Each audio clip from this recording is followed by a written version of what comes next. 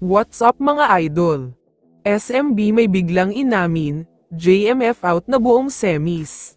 Pero bago mo sana ipagpatuloy ang panonood mo, ay huwag mong kalimutan na mag-subscribe bilang suporta sa aking YouTube channel. Maraming salamat idol. Padaanan lang muna sandali natin ang balita tungkol kay Coach Yeng. Ayon sa kanya ay hindi daw niya pinagsisisihan ang ginawa niya kay Glenn Cobontin, kung saan sinugod niya ito at harap-harapan pinagmumura. Deserve lang daw ni Cobontin ito dahil hindi na tama ang ginagawa nila. Okay lang daw sana kung hard play of foul, pero ang problema ay may intensyon daw makapanira ng career si Glenn kaya dapat lang talagang murahin. Ayon naman sa mga kumakalat na balita, ngayong araw ay didiretso daw si Coach Yeng at mga coaching staff niya papunta sa PBA office. Gagawa daw sila ng formal request for ban para sa mga players na madumi maglaro tulad ni Cobontin. Sa kabilang balita naman, alam naman nating lahat na 2-1 ang serye ngayon sa pagitan ng Barangay Ginebra at San Miguel Beermen. Total in control talaga ang Ginebra dito at tila pinaglalaroan lang talaga nila ang SMB.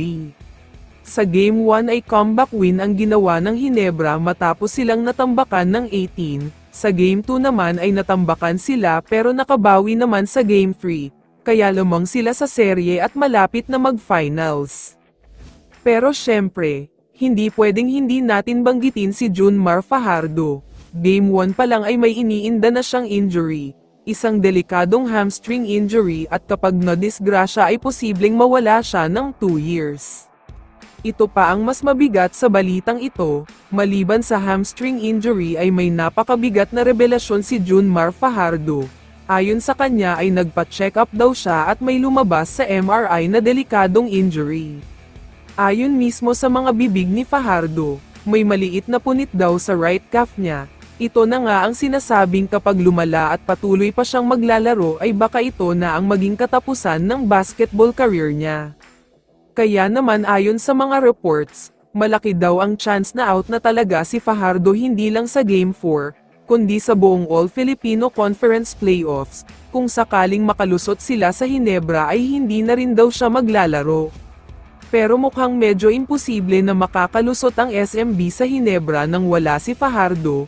Hindi dapat maging masaya sa injury ni Abay. Pero mukhang dapat maging masaya ang Ginebra dahil magiging madali na manalo para sa kanila.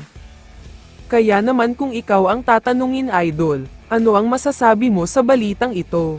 I-comment mo naman ang sagot mo sa tanong na ito. So dito na nagtatapos ang video na ito. Maraming salamat sa pagsuporta at panonood mga idol.